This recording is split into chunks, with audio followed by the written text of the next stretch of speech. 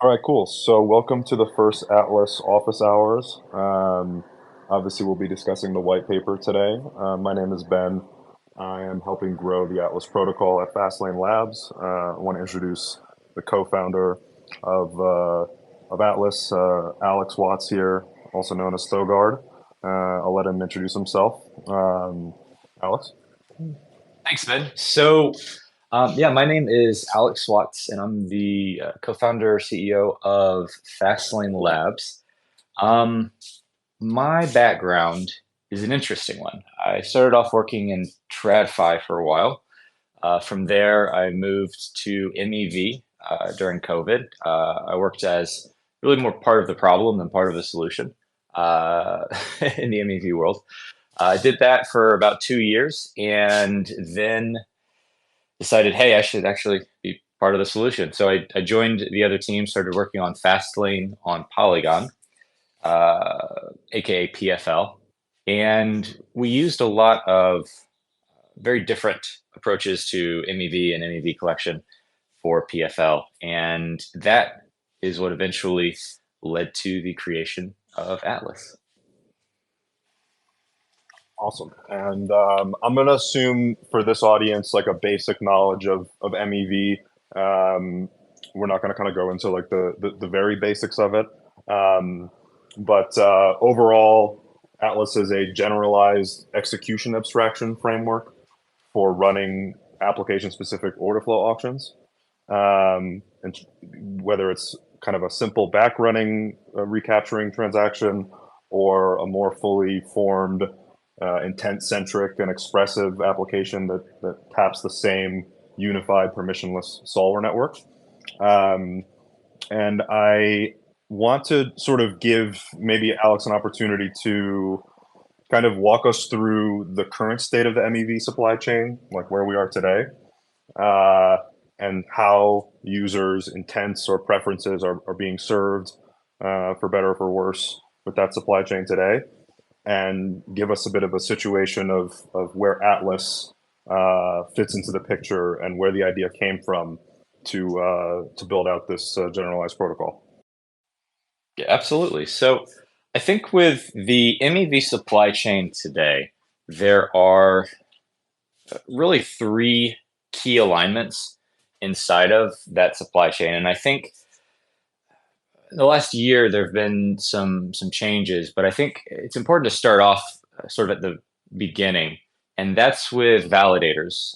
Before they were validators, they were miners. The M in MEV used to stand for miner way back in the day, and the general idea was that value was captured by sequencing transactions. Determining the order of transactions in a block was something that was inherently valuable, and so what would end up happening is these miners and then validators had that power uniquely. They had the monopoly on block sequencing, and they would use that. And so originally, all of the MEV went to the validators, which makes sense. It used to be called miner extractable value. It makes sense that in the old days it would go to the miners. Um, More recently, like within the last 2 years, really the last year, we've seen an upswing in more of the user aligned style of MEV collection, and really collection's the wrong word. It's really more along the lines in refunds. We've seen a lot of MEV refund protocols pop up. You think like MEV share from Flashbots, Backrun Me from Bloxroute, MEV blockers. I think probably the one with the highest amount of order flow going through its system. And these are objectively good protocols, right? They help users. They're good things, and it's good that they've been popping up.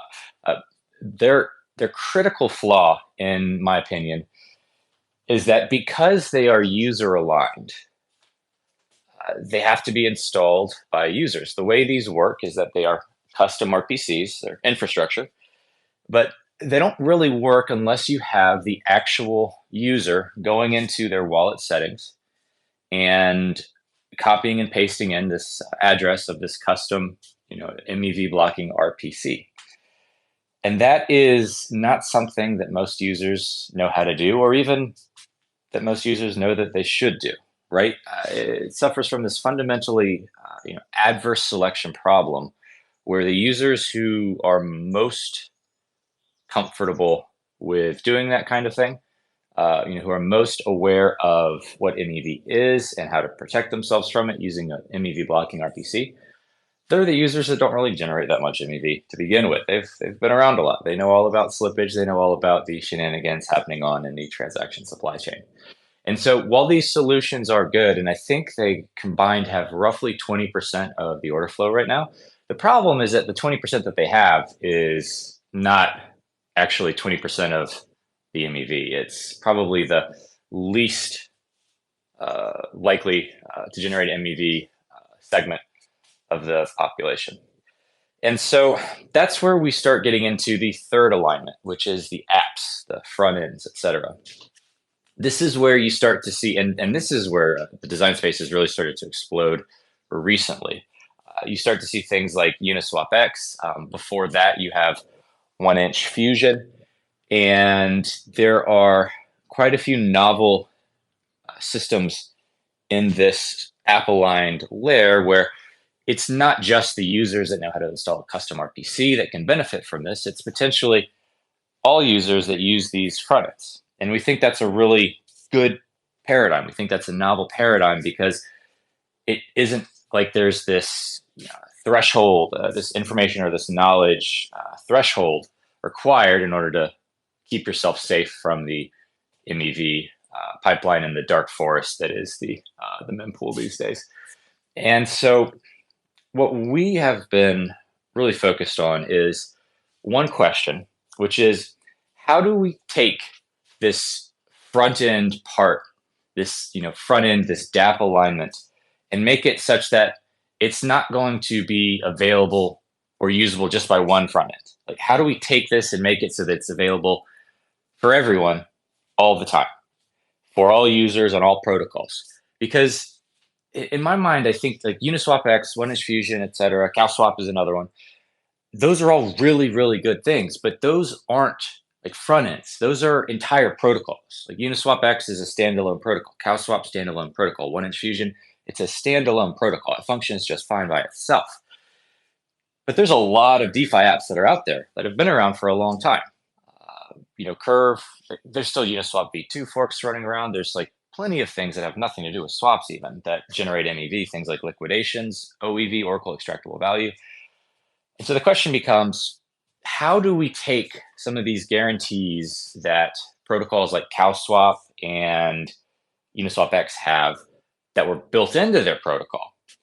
How do we then avoid the fragmentation and give it to everyone, give it to all these front ends, and make it so that any front end can opt into a system where they get highly competitive solver networks, they get access to the same protection that, until now, you had to build an entire protocol just for yourself to have. And solving that problem is how we came up with Atlas.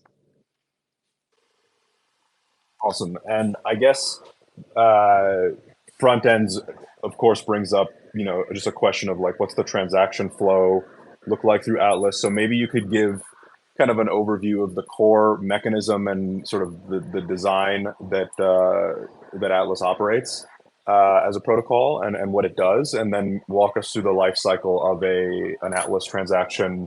Let's say maybe like a simple one, like the front end, and then maybe a more complex OFA implemented, let's say, by a protocol itself. Sure. So I think that with Atlas, if you've ever used Uniswap X or CalSwap or similar, you've probably experienced something that's going to be exactly the same. There's this type of signed message. It's called an EIP 712 type hashed signed message. And the general idea with Atlas is that users are signing one of these messages, and then we then take the message and send it off to the solver network for them to solve. What's interesting about Atlas, and I think in my mind this is one of my favorite breakthroughs of Atlas, is that it's relatively trustless. And I should be careful when I say that word trustless, because the one thing that users who are interacting with a front end trust is the front end. if you go to a incorrect front end and it spoofs, a different front end, there's a lot of people that can get scammed that way. It's a something that people have to be very, very careful about. But for pretty much everyone, no matter how sophisticated you are, when you're interacting with a website, you implicitly are trusting the front end. What we wanted to do with Atlas and with the transaction supply chain is we wanted to make it so that we don't add new trusted parties into this. We wanted to take the trust assumptions and rather than spread them out and make it so that there's multiple failure points along the way, we wanted to front load them, just all cram them into the front end because the front end's already fully trusted. And there's not really a way around that other than handwriting your own call data using hexadecimal, which would be a little bit silly. Um, for that reason, what we do is as these solver operations are being generated by the solver network, they're then ferried back to the front end through an operations relay, which could be a variety of different infrastructure types. It could even be the blockchain itself. Once it makes its way back to the front end, we then have the front end actually take these solver operations and sort them, and then sign another operation, a message that hashes the sequence of these solver operations. What then happens is they're all bundled together into a single transaction. And the word bundled, by the way, is one of those tricky words where it means different things to the account abstraction people than it does to the MEV people. So in this sense, when I say bundle, I mean we take the operations and we use them to do a contract call to Atlas, which is a singular transaction. So the Atlas transaction is a user operation and then a sorted array of solver operations. This actual bundling will happen by an entity called the bundler. That could be the user, it could be a solver, it could be MPC wallet, it could be Suave, it could be a builder, it could be Bloxroute, it could be anyone in between. It's a configurable parameter that can be set at the smart contract level by the front end. So they get to choose. It's not that anyone can do it at any time, it's that the front end can choose who it wants to be the bundler based on its own unique flow and its own unique design. And so the interesting thing about this call sequence hash, though, is that the user via the front end, they're running this locally, but they don't actually have to click anything. It's all running in the background of their front end. If they wanted to adjust it, if they wanted to try to censor it and tamper with the ordering, then they could. But this call sequence hash, it effectively acts as the auctioneer because it's sorting the bids from high to low. And our really one of my favorite things about Atlas is that because we've enabled this auctioneer role to be configurable, we've enabled front ends to assign virtually any party to act as the auctioneer. This allows us to align this duty of the auctioneer with the beneficiary, which we think is the best alignment possible, right? If you are the beneficiary of the auction, presumably the user, but it doesn't have to be. But in this example, let's say it is the user, then we think the user should be the auctioneer. Why add in another trusted party when the user's front end can just do it for them without them even needing to click a button? And so we think that's really, really powerful. And then as these operations go to the bundler puts them in a transaction, they could then take this transaction. And this is, in my opinion, one of the best things. It's definitely the thing I'm most proud of for Atlas. They can then take this transaction and put it in the public mempool if they wanted to. No more reliance on trusted relays and infrastructure. We can actually take these Atlas transactions, and in this case, a single transaction includes multiple operations. And we can put it in the public mempool because the MEV is both created and collected. If this is an intent, the intent is both defined and fulfilled inside of a singular transaction.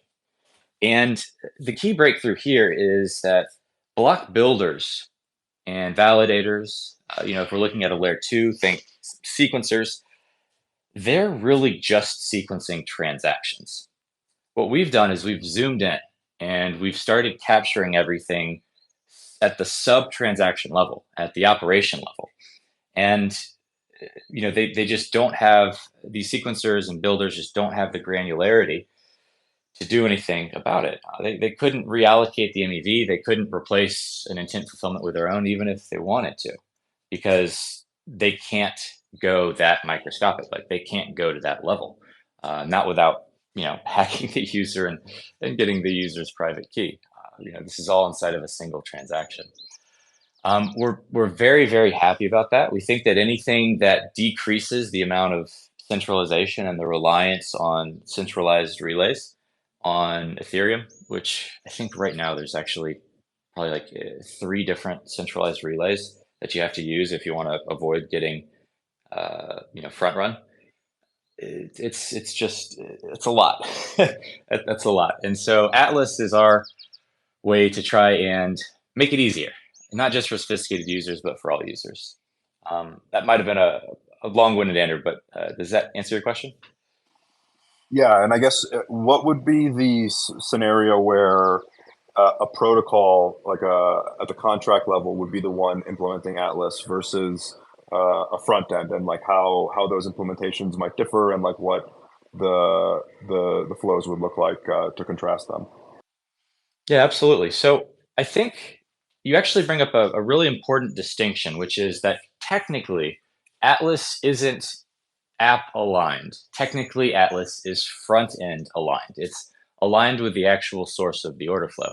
And the reason why I think that's important is that as we've already started to see with Bloxroute, and I think Mike Azoltu more recently forked the Uniswap front end, we're starting to see front end fragmentation.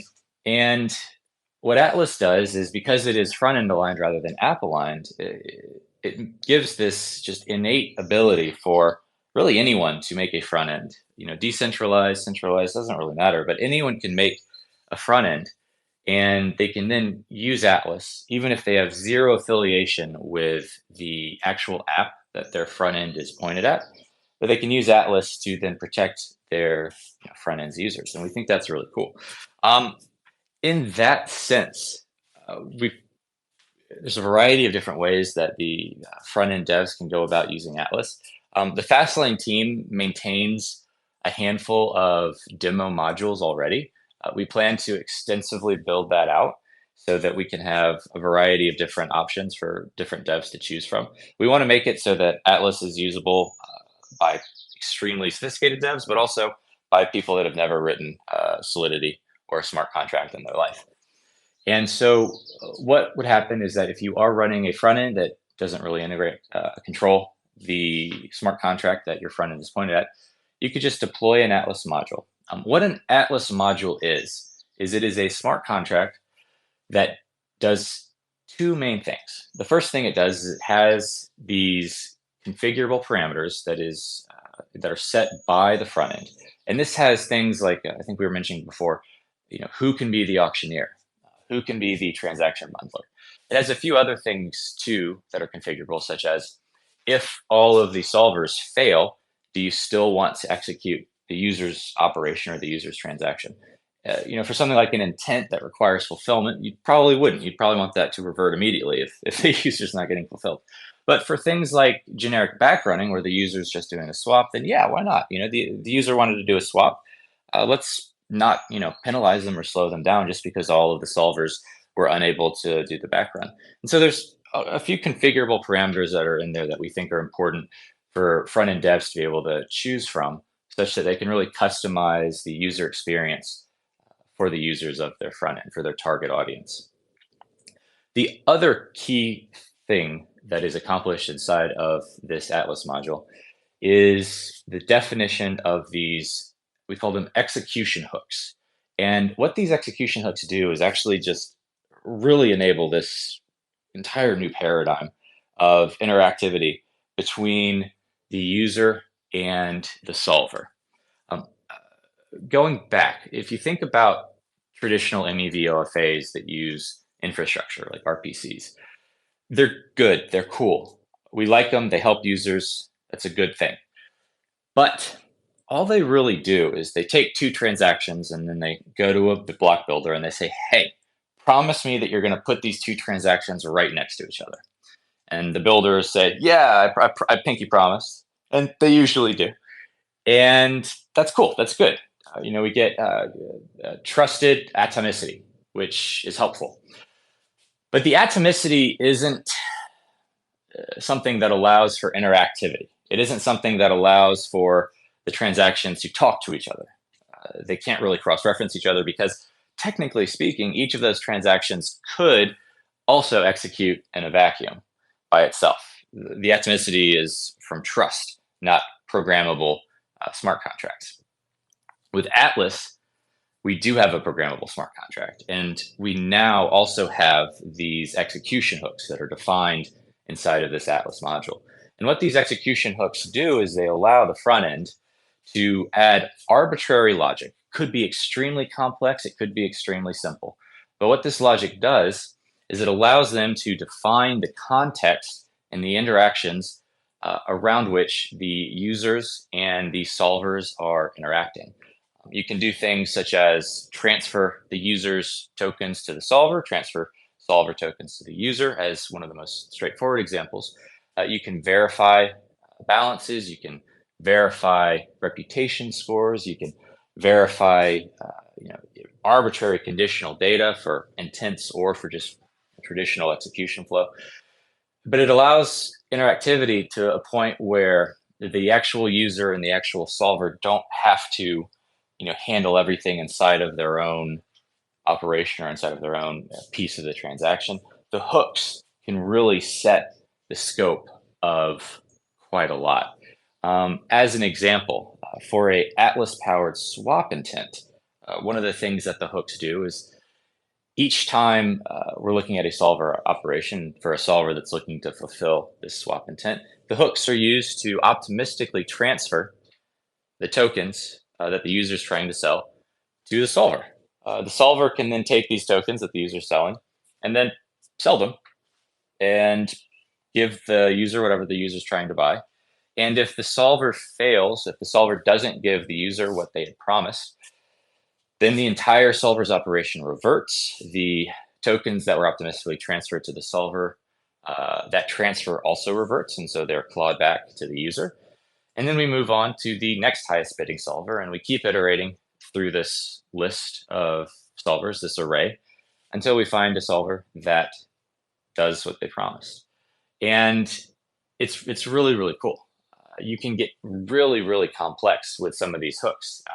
There is a world which, in my mind, the most futuristic apps are actually built entirely inside of the Atlas framework, where the entire app is aware of its ability to define these execution hooks that define the interaction between the users and the solvers. And so if you wanted to get really, really granular on the deep end, on the very highly technical app dev perspective, that's where it would go, and it would look very, very different from the more simplistic version, which would be, as we were talking about in the beginning, just a front end that's looking to protect their users from MEV, which is a extremely important thing. That's a good thing, and we can do that for all of the users that use the front end. And it's really just a matter of what the app devs want, what the front end devs want, and what they're comfortable with. Interestingly enough, you can actually use Atlas for multiple things together. And I think that's where it'll really shine. And there's a lot of innovation still to come on that front.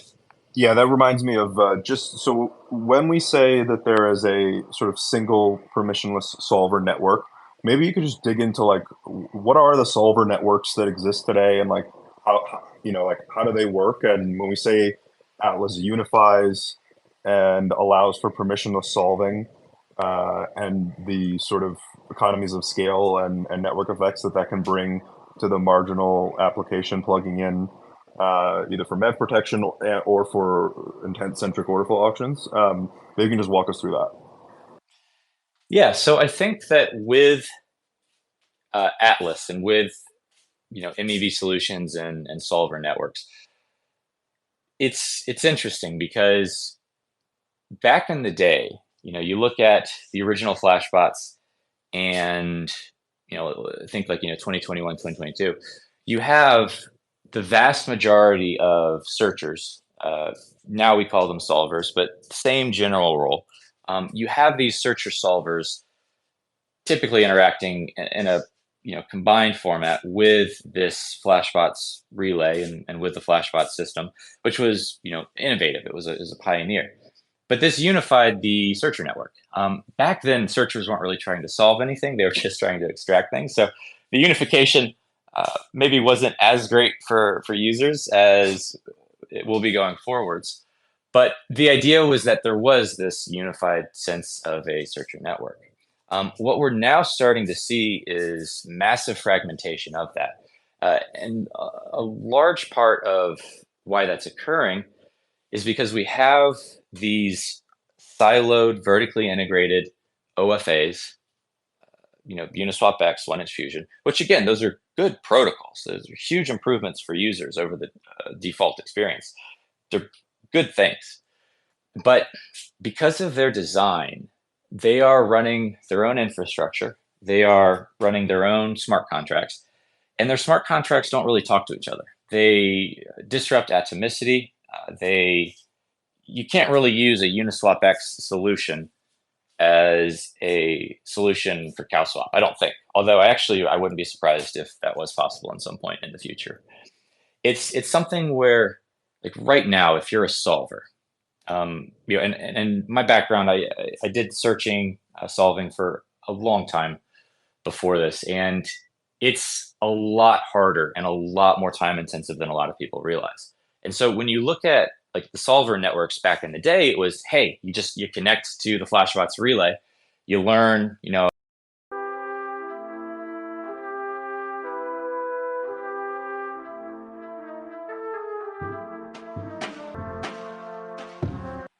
how long was I talking to myself? I just now I'm realized I sure it had was gotten great. disconnected. I'm sure it was amazing. Sorry about that, Oh guys. We got god. rugged a couple times here. It's not a Twitter Okay. Spaces unless it pulls out on you midway through. Uh, Oh man. yeah, too much alpha. Okay, so where we left off was you were just getting to the good part. We were understanding how we've got this world of app-specific OFAs and their solver networks emerging. That's a good thing. It's starting to help users, but it's begun to fragment things. And yeah, let's talk about how that's happening and what Atlas does to fix it.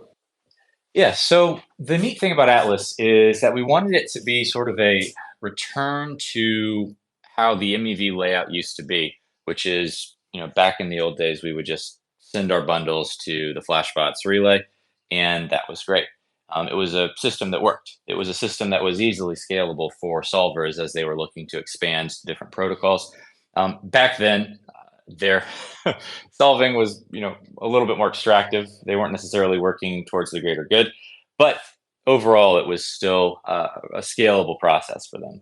These days, if they want to start doing Uniswap X and then 1inch Fusion, they have to get whitelisted by both systems. They have to go through very different processes. It's a different smart contract, different attack surface, different security surface, a very, very different process. And that doesn't scale well for solvers because, especially as there are more and more apps, it just gets exponentially more and more time consuming to stay connected to all of them. With Atlas, we're returning to the old paradigm. But, and I think this is important, those of you that know that Atlas is infrastructure agnostic. There are a variety of different operations relays that front ends that apps can choose from.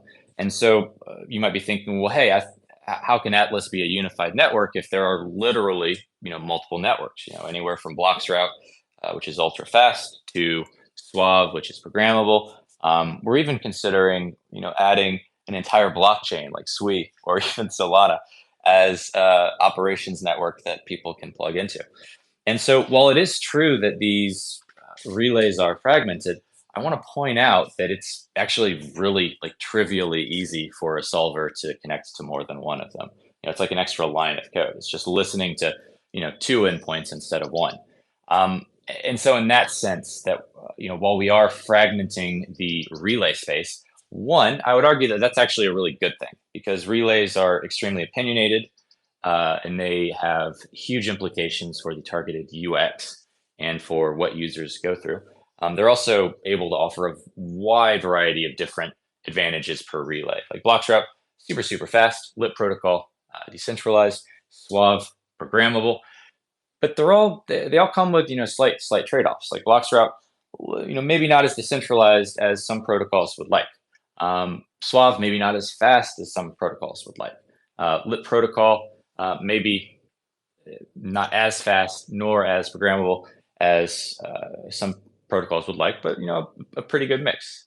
And so it's one of these things where the solvers can actually connect to multiple of these, and they can then make these Atlas solutions, these solver operations that can work for a variety of different operations of different front ends and different apps. And because of this, we are super excited about the fact that this will start to unfragment the order flow market. We think that this is a great way, not just for solvers, but really this is good for the apps that otherwise would struggle to have robust competition for their users' benefit, and therefore would struggle to have robust execution quality should they switch to something like an intent-based framework, which we think is something that is the future of blockchains, and we think that is a great thing for the user experience. Awesome. And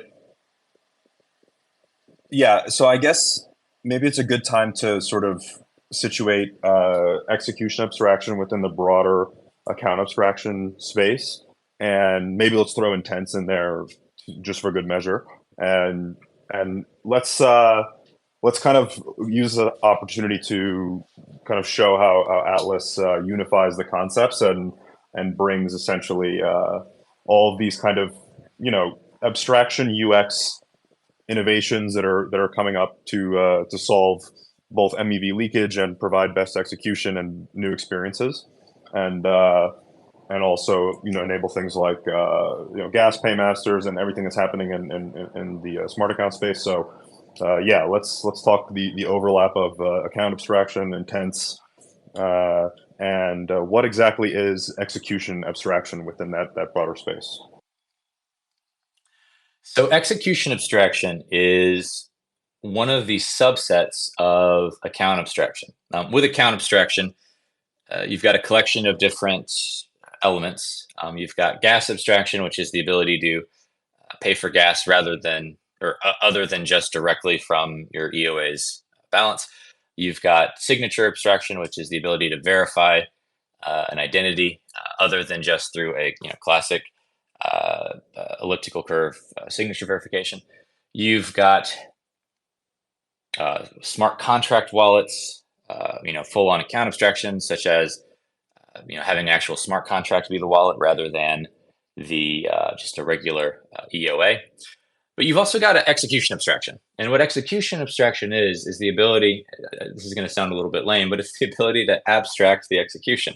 And what I mean by that is that it's the ability to take the execution of this transaction or of an operation and have it executed in an arbitrary way by a party other than yourself. And the reason why this is so important is, not just in the case of Atlas, but in a variety of different cases, it enables you to take the execution of your operation and put it, nest it inside of a transaction such that your operation is going to be interactive with other arbitrary code that's also happening inside of your transaction.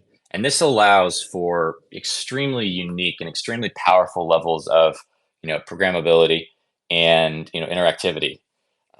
Before, I think we had mentioned that a lot of the design for MEV OFAs before Atlas is, trusted guarantees, trusted atomicity from builders, which is good, but the atomicity isn't genuine, right? The transactions are only atomic because the builder promises. There's nothing actually happening at the programmable level, like at the blockchain, at the smart contract, at the execution level that makes them atomic. But with execution abstraction, that's not the case. With execution abstraction, you have these operations that are inserted inside of a transaction. And then not only can these operations interact with other operations directly in a cross-referencing way, which is critical for intents, But they can also interact with these hooks, with these execution hooks that are designed by the front ends and put inside of these Atlas modules. And so when it comes to something like an intent, that is an absolutely critical feature. And the reason why it's critical is because, well, what is an intent? An intent is it's a request. It's a stated preference for an outcome. With traditional transactions or with traditional operations, you are specifying a path. You are specifying a goal, such as, hey, go to this liquidity pool, sell this amount, buy at least this amount, and then give me the results, such that at the very end I have at least X amount of token Y. With an Yeah, so it's intent, like it's a narrow, and it's kind of like a defined path is a narrow intent, and a more expressive one is what we're now calling intents.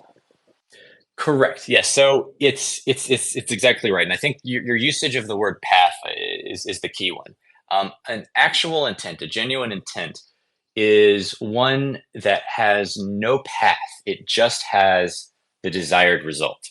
And so in that example I was giving earlier, the path was, go to the pool, sell this, buy this, and then at the end, make sure I have X amount of token Y. An intent version of that would be just that last part. Make sure I have X amount of Y. Now, between you and me, there's a strong argument to be made that that's actually not an intent. That's a limit order. Um, but let's give it the benefit of the doubt. Let's call it an intent. The reason why this is so important when it comes to execution abstraction is that we want this intent fulfillment to be atomic. We can't take an operation, plop it down inside of a transaction, and have it just say, "Hey, I want this" by itself in a vacuum, all alone.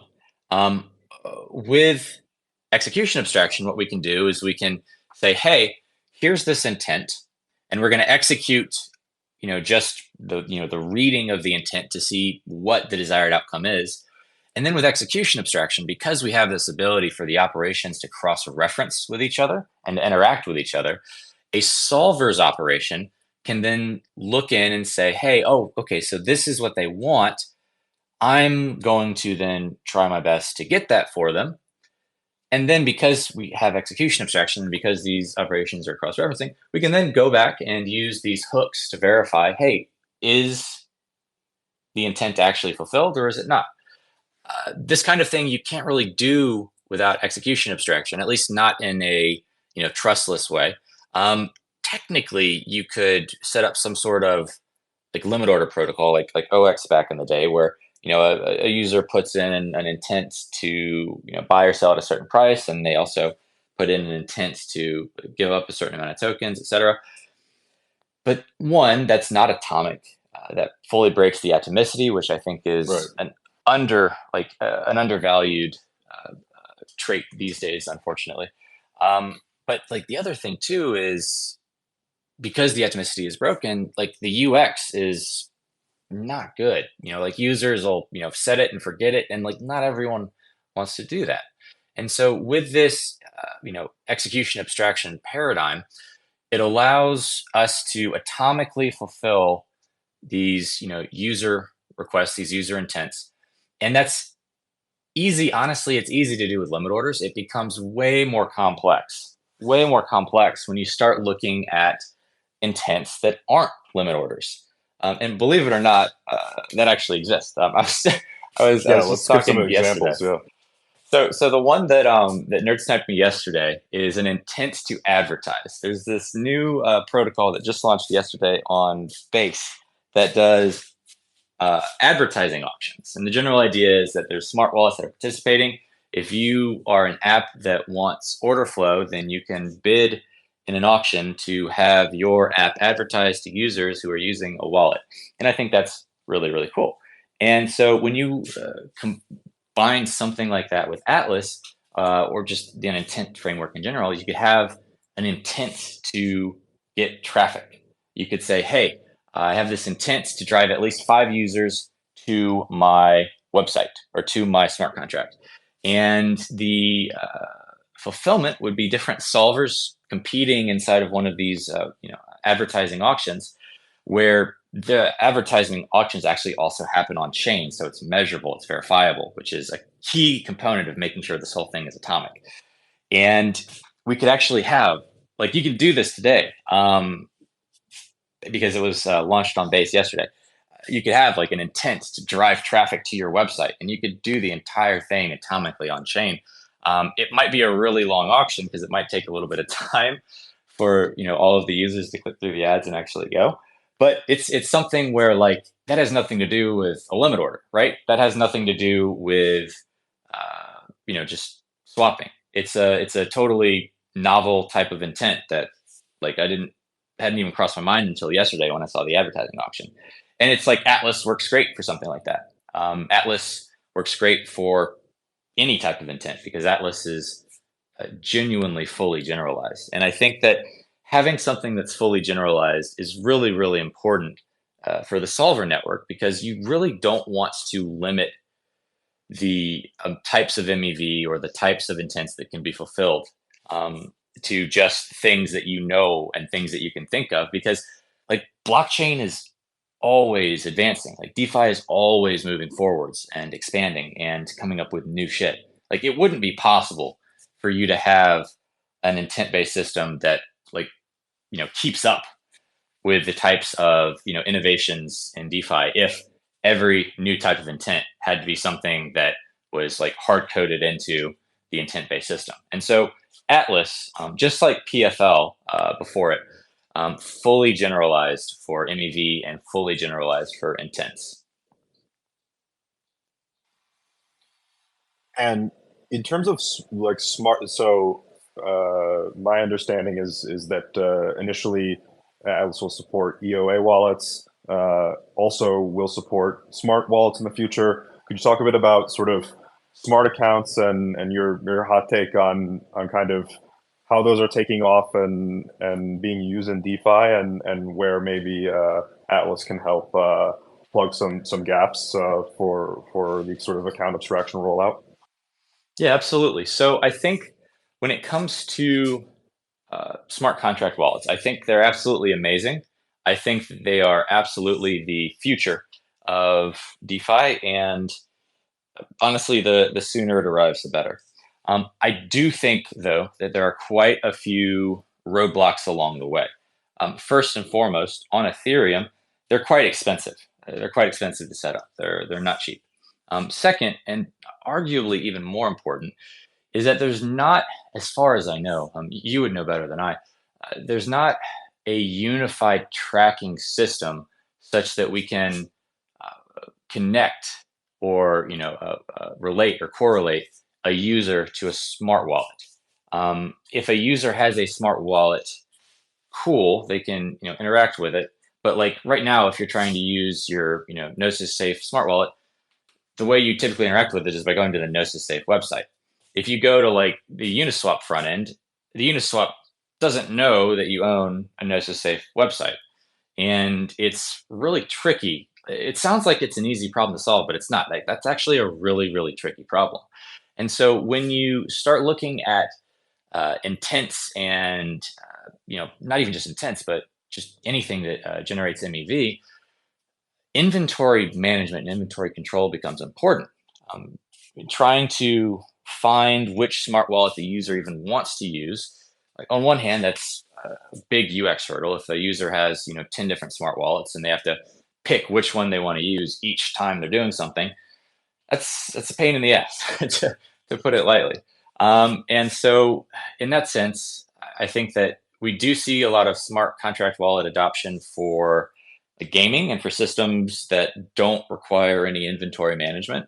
But I think we're still in the early stages of seeing smart contract wallet adoption for things that do require inventory management, like swaps, which is presumably a large part of MEV and intent fulfillment.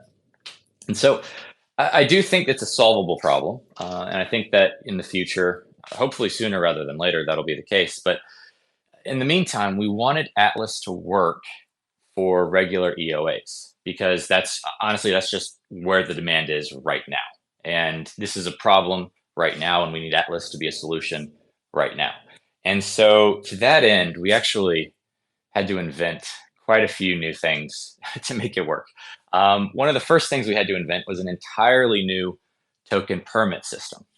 We had to make it such that, because this is a regular EOA, it's not a smart contract, we need to be able to handle moving tokens for the user inside of like an intent-based system without actually subjecting the user to catastrophic loss, which is a huge undertaking. And so we ended up inventing this entirely new token approval system that we call Permit 69. Probably not the most mature naming of a permit system, but in my defense, if you look at how the thing works, it actually verifies destinations by the execution environment and the Atlas contract itself re-enter each other and deterministically recreate uh, an address using the create2 hash for the address. And the mechanism is actually uh, the naming is appropriate for how it achieves its security guarantees.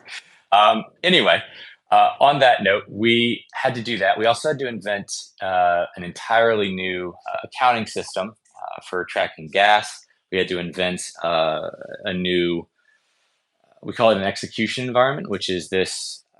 It's not a smart contract wallet, but it's in a sense a very ultra lightweight smart contract account that is a one-off. It is shared between a user and a DApp or a front end.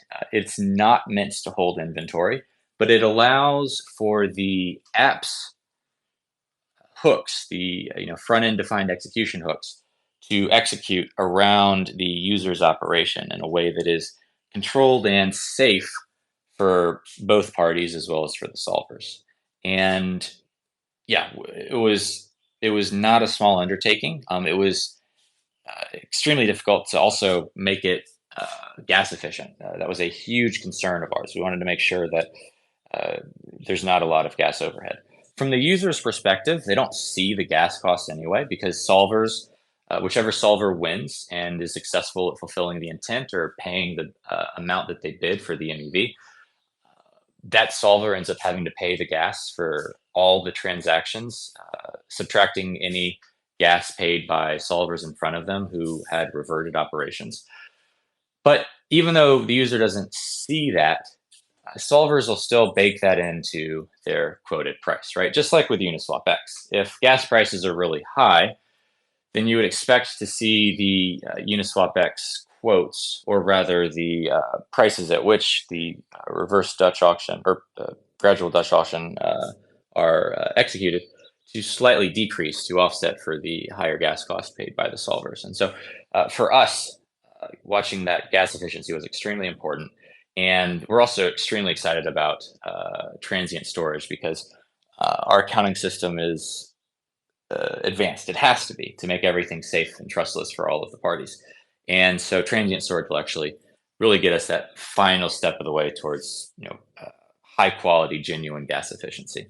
It's already good. Like it's already less than like a single transaction on Curve, but it can be better. And we are excited about transient storage because we think that's going to be just amazing, absolutely amazing.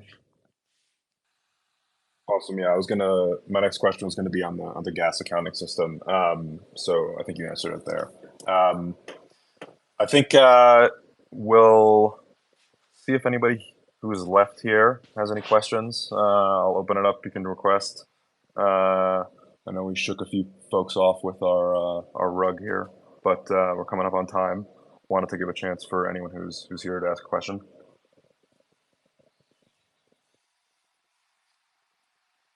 And I see Jacob too in here. So I think it would be interesting to get Jacob's take on a few things as well, because I imagine that quite a few people will be listening to the recording as well Yeah, afterwards. let me pull Jacob up. Yeah, so Jacob actually, you know, OG in the MEV community. He is, one of the pioneers of Oracle extractable value, which has become a hot subject lately. When I say one of, I mean like, he's like the guy. He's someone I've known for a while. He's just absolutely amazing, and he actually did the majority of the writing of the white paper. So yeah, I think he would be great to bring up onto the spaces. Um, one of the things I'm would love to ask Jacob, and I'm sorry for kind of like ambushing him, but we've been talking a lot about reputation systems for solvers, and one of the things that we spend a lot of time thinking about at FastLane is, is there a need for reputation tracking for solvers? Because like FastLane or Atlas is technically permissionless, right? But just because Atlas is permissionless for solvers, that doesn't mean that there's not still perhaps a benefit to having a reputation system. And I'd love to just kind of throw that to Jacob and see what his thoughts are on that subject. Um,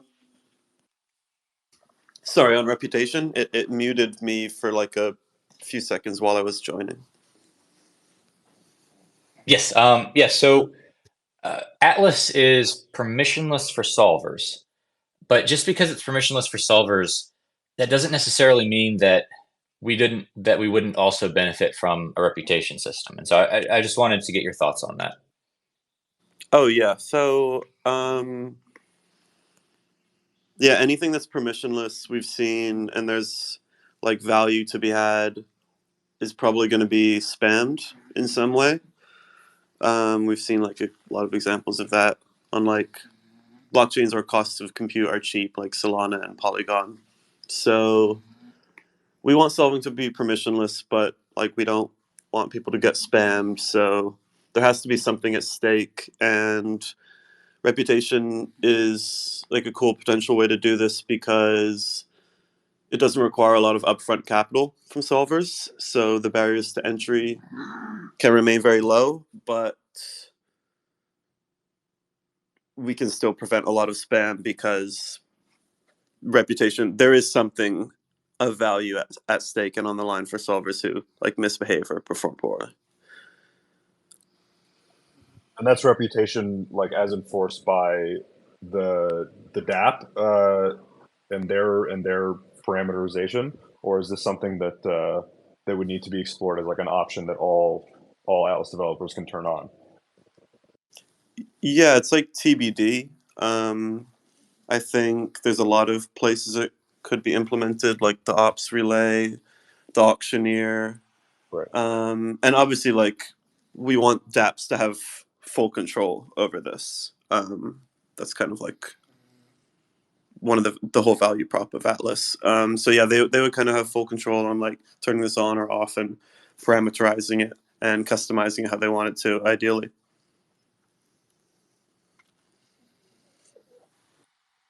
Sweet. And maybe actually another. Let's just go slightly one level deeper on the on the gas accounting, Alex, maybe, and how is why was such a large amount of the effort spent on that, and like what is like the way that this trade off is solved in other OFAs at the moment?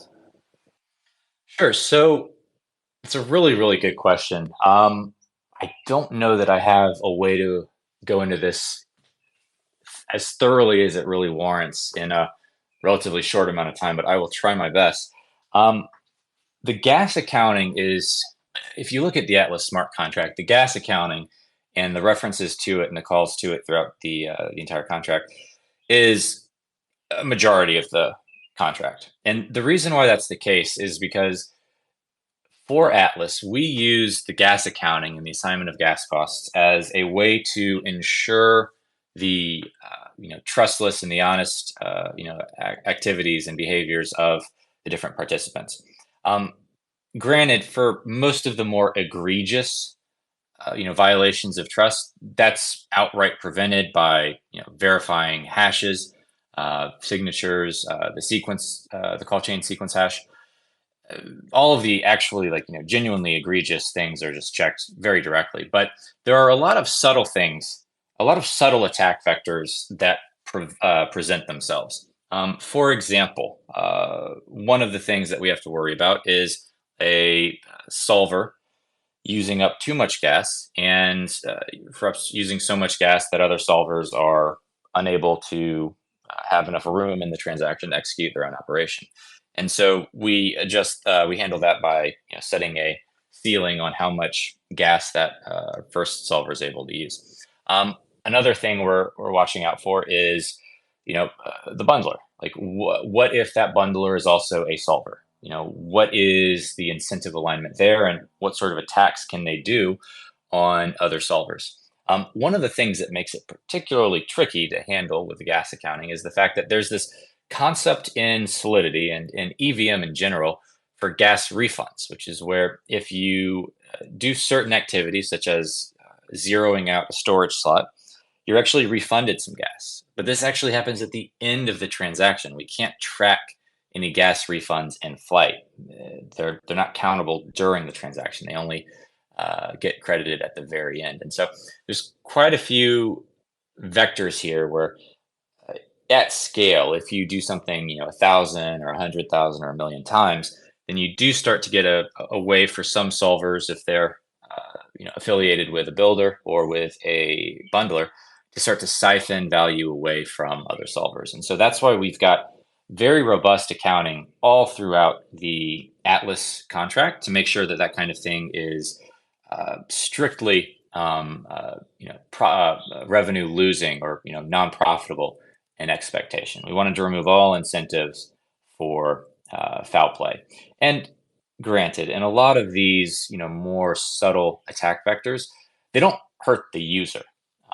We're more concerned, to be blunt, with solver on solver violence. And my background is a solver. Jacob actually also used to be a solver. Different team. I'm sure we were competing at some point, but a lot of the FastLane team, a lot of the devs behind Atlas actually, come from a background, and a lot of us were competing with each other back before we started to work on this project. And so we went into building Atlas with just maximum, adversarial conditions as the assumption. We explored every possible union or intersection of roles, such as, what if the bundler is a builder? What if the user is the bundler and the second place solver attacking the first place solver? Like, there's just so many different, combinations and permutations of roles, and each one of those has its own unique attack vectors for how they can. Honestly, the majority of them are how one solver can extract value from other solvers. And so, to that end, really the only way to robustly handle that and to have confidence that not honestly, making things okay for the users is relatively straightforward, but making things okay for the solvers, especially when you have arbitrarily complex hook design and execution hooks, that gets complicated. And if we were to leave all of that to the hook designers themselves, that would make it much trickier for solvers, because if each solver has to independently, review and assess each hook, then all of a sudden the solvers are going to have a much harder time scaling and expanding and solving on new chains. And so, in that sense, we tried to make it so that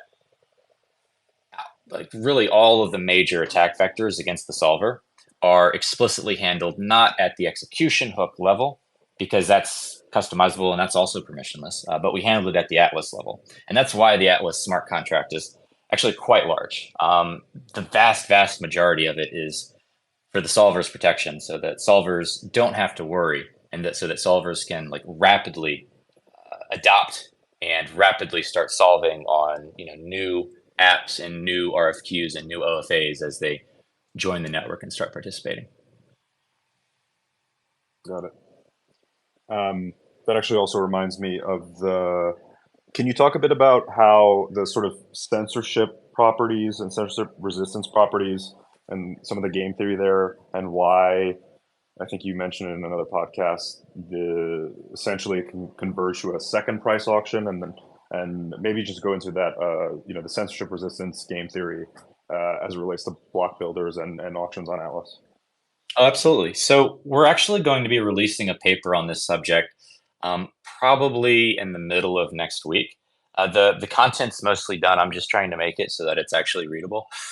Right now, it's a little bit overly technical, as is the case, unfortunately, with most of my writings. I think writing overly technical is one of my biggest flaws as a founder, and it's something I'm constantly trying to work on. Um, uh, with the game theory around the censorship resistance, one of the really neat things about Atlas is that it takes the user operation, which it's an intent maybe, or maybe it's a path dependent operation. It doesn't really matter, but it's something that a solver finds valuable. What it does is this Atlas operation, or this Atlas transaction, takes these operations and puts them together into a single transaction, which means that if the builder, or if the validator, if the proposer, or if the shared sequencer wants to censor the solvers, which they might want to do if they themselves are a solver. But if the builder wants to censor the solver, then they also end up censoring the user operation, which is the thing that creates the value to begin with. They then have a less profitable block, which makes them less likely to win the block auction. And so it is a profit losing, or a non-profitable censorship opportunity and expectation. The exception to that, though, is what happens if the builder is also a solver. And I mentioned before that we want to assume, that anyone could occupy multiple roles because it is permissionless. And if you have a permissionless protocol, you have to assume, maximally adversarial settings, and you have to assume collusion if possible. Then it will happen. Like, if collusion is profitable, then you have to assume collusion. And I think that's one of the main reasons why all of the current, siloed OFAs and RFQ systems are whitelisted, is a lot of these collusion vectors. With Atlas, though, the interesting thing is that we've made it such that if a builder, let's say a builder is also a solver, and this builder fills a swap order for a user. But then in between when the builder fills the swap order from their own inventory and when the block is actually built or mined, let's say the price of the asset being traded just moves a lot on Binance. And all of a sudden, this builder's trade with the user, it went from being a profitable trade to being a non-profitable trade. It actually went to being a huge money loser for the builder, hypothetically speaking. In that case, with these other systems, or with a regular transaction, not only would the builder want to censor and remove this transaction from their own block, but presumably this transaction is also going to show up in other builders' blocks. And so the builder is actually incentivized to subsidize their own block up to the amount that they would be losing should this transaction be mined, and should they take this trade that is now a value loser due to the price movement on Binance. And that's not a good thing. Like, not only is the builder trying to remove the transaction from their own block, which hurts execution quality, but they're now like literally would be willing to pay money to censor the user. And this is a problem. Like, this is something that, like, right now, 1inch Fusion, CowSwap, Uniswap X, all of them have whitelisted solvers because they have to use this whitelist and off-chain guarantees or bonded guarantees in order to make sure that good behavior happens, and that the builders, the solvers, are still doing these transactions even when they are losers, because the price can always move. With Atlas, our breakthrough is that we don't just use one solver, we use multiple solvers. And so if the first solver decides, hey, I don't want to actually fill this because that is not good, because it's a price loser, what we've done is we've made it so that it is easier and more profitable for a block builder who is also a solver. We've made it so that it is cheaper for them to cancel their own operation than it is for them to censor the entire Atlas transaction. And we think that that's amazing. What this does is it gives us the ability to have robust confidence in the execution outcome, even when we assume adversarial and permissionless builders. And the key, and I think you had mentioned this before about the second price auction, is that this does sort of indirectly imply that, in the worst case, where a builder is incentivized to censor their own operation and sort of like, undo their fulfillment, then when they do that, when they undo their fulfillment, then that operation will, get skipped. They will have to pay the gas cost of their operation of it failing, but that will presumably be quite cheap. And then it just goes on to the second solver. And so in that sense, it, sort of worst case defaults down to a second price auction, which I think is really not a bad outcome at all. Like second price is pretty good. Now, granted, when people say second price auction, they're typically referring to a fundamentally different auction design, and a lot of the real benefits of a second price auction have to do with the way the bidding strategies go, which is in this case not applicable. But in that sense, I think that having a first price auction where the runner up is the one that actually ends up executing for the user, that's not a bad outcome for the user. That's like really, really good. And I think that something like that is great for the solvers too, because it allows them to quote really high. It removes a lot of the risk that they're facing with their execution, which Right. just gives them just such more like profit expectation, and allows for much higher just quotes in general for the users because they don't have to worry about the trade moving against them.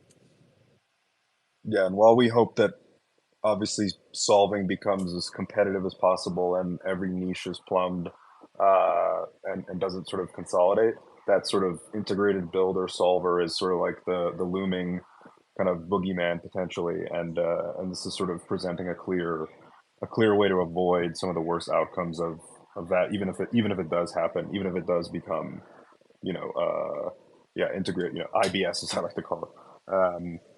Absolutely. Awesome, guys. Cool. So this was, I think, a good start to us putting out the the vision and the implementation for the world here. So thanks everybody for joining and bearing with us through the technical difficulties. I'll give one last chance if anybody who's still sticking around has a question. Otherwise, we'll call it a day. Going once, twice. All right. Thanks everybody. See you soon. Okay, Ciao. thank you.